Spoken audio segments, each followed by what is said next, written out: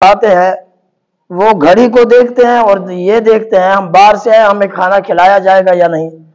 جو آپ کے ورثاء ہوتے ہیں وہ دو چیزیں دیکھتے ہیں کہ جلدی جنازہ ہوگا، یہ مال کس کو ملے گا اور یہ کس کو ملے گا۔ ہر بندے کی یہ نظر ہوتی ہے۔ بلکہ ایک دودھ والا تھا، بازار میں بیٹھا ہوا تھا، تو ساتھ والے کی جو دکان تھی وہ فوت ہو گیا، تو لوگ کہنے لگے دیکھو جی، تو اس نے کہا یہ تو فوت ہوا ہے، جب میں مروں گا تو میرے مرنے پر یہ ساری مارکیٹ بند ہو جائے گی۔ پھر ہوا کیا، جب وہ مرا تو کیا ہوا، لوگوں نے دیکھا کہ بازار کے اندر اس کا بھائی جو تھا وہ دکان کھول کر بیٹھا ہوا تھا۔ لوگوں نے کہا یار تیرا بھائی مرا ہے، اب تو دکان بند کر دے۔ اس نے کہا یار اگر جنازے کو دیر ہے، لیٹ ہے، میں اس لیے بند نہیں کرتا کہ دودھ بیچ لوں، کیونکہ دودھ خراب ہو جائے گا۔ یعنی ہم کن چکروں میں پڑے ہوئے ہیں، مختصر زندگی ہے۔ اور بہت ہی خوبصورت واقعہ لکھا مفسرین کرام نے۔ جنگل کے اندر ایک خیمہ لگا ہوا تھا، فرماتے ہیں لوگ اس کے باہر کھڑے ہوئے تھے، تو ایک شخص نے دیکھا کہ خیمے کے اندر کیا ہو رہا ہے۔ اس نے بڑا عجیب منظر دیکھا، پہلے اس خیمے کے اندر فوجی داخل ہوئے، پھر وہ باہر آ گئے، پھر علماء داخل ہوئے، وہ باہر آ گئے، پھر اس کے بعد طبیب داخل ہوئے، وہ باہر آ گئے، اس کے بعد بادشاہ گیا۔ اس اجنبی شخص نے پوچھا یار یہ کیا ماجرا ہے، کیا چکر ہے؟ تو بتانے والے نے کہا یہ جو مرا ہے نا بادشاہ کا بیٹا تھا، فوجی پہلے جاتے ہیں، جرنیل اندر جا کر کہتے ہیں اگر جنگ سے تیری موت بچ سکتا تو ہم تجھے بچا لیتے، یعنی تو جنگ سے بھی نہیں بچ سکا، یعنی موت جو ہے ایک اٹل فیصلہ ہے، آنی ہے، ہم نے مرنا ہے۔ فرماتے ہیں پھر دوسرے جاتے ہیں علماء، اگر علم کے ساتھ تو بچ سکتا تو ہم تجھے ضرور بچا لیتے۔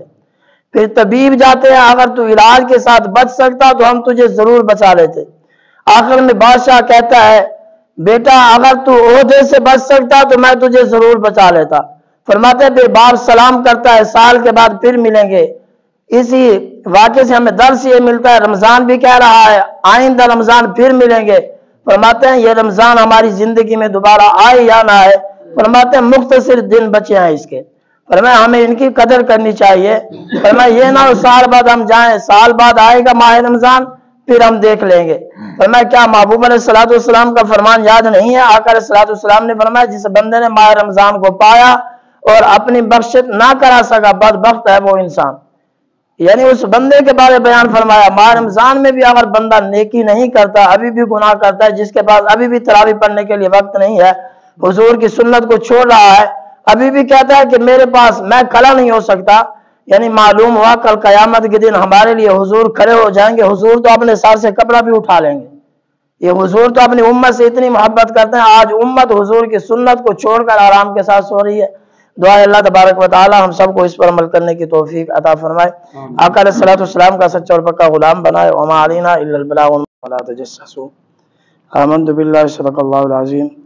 ان اللہ وملائکتہ یصلون علی النبی یا ایھا الذین آمنوا صلوا علیہ وسلموا تسلیما۔ الصلاۃ والسلام علیک یا سیدی یا رسول اللہ، الصلاۃ والسلام علیک یا سیدی یا حبیب اللہ، الصلاۃ والسلام علیک یا سیدی یا نبی اللہ وعلی آلک واصحابک یا سیدی یا رحمۃ للعالمین۔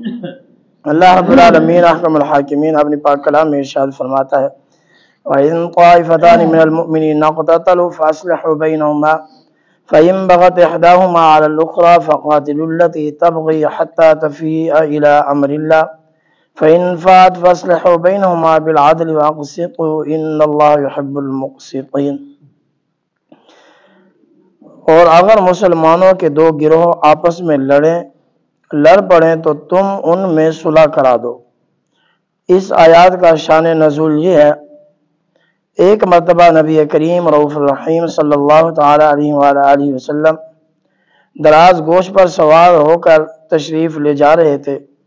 اسی دوران انصاری کی مجلس کے پاس سے گزر ہوا تو وہاں تھوڑی دیر ٹھہرے۔ اس جگہ دراز گوش نے پیشاب کیا تو عبداللہ بن ابی نے ناک بند کر لی۔ یہ دیکھ کر کہ حضرت عبداللہ بن رواح رضی اللہ تعالی عنہ نے فرمایا حضور اکرم صلی اللہ علیہ وسلم کے دراز گوش کا پیشاب تیرے مشک سے بہتر ہے۔ صحابی رسول کا یہ عقیدہ تھا۔ فرماتے ہیں جب منافق نے دیکھا کہ آقا علیہ الصلوۃ والسلام کی سواری نے پیشاب کیا ہے تو اس نے اپنا ناک بند کر لیا، منہ چھپا لیا، تو حضرت عبداللہ بن رواح سے یہ بھی آپ نے جب دیکھا تو آپ برداشت نہ کر سکے اور کہنے لگے میرے نبی کی سواری کا پیشاب تمہاری خوشبو سے افضل ہے۔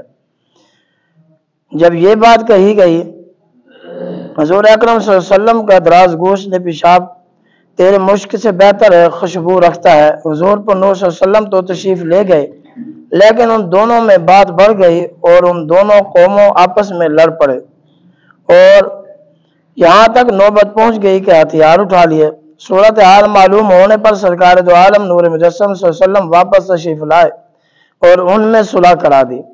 اسی معاملے کے بارے میں یہ آیات کریمہ نازل ہوئی اور ارشاد فرمایا، ایمان والو، اگر مسلمانوں کے دو گروہ آپس میں لڑ پڑیں تو تمہارے اوپر ضروری ہے تم انہیں سمجھا کر ان میں صلح کرا دو۔ پھر اگر ان میں سے ایک دوسرے پر ظلم اور زیادتی کرے تو صلح کرانے سے انکار کر دیں، تو مظلوم کی حمایت میں اسی زیادتی کرنے والے سے لڑیں۔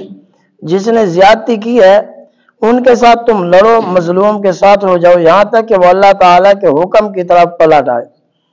پھر اگر وہ اللہ تعالیٰ کے حکم کی طرف پلٹ آئے تو انصاف کے ساتھ ان دونوں گروہوں میں صلح کرا دو، دونوں میں سے کسی پر زیادتی نہ کرو، کیونکہ اسی جماعت کو ہلاک کرنا مقصود نہیں ہے بلکہ سختی کے ساتھ راہ راست پر لانا مقصود ہے۔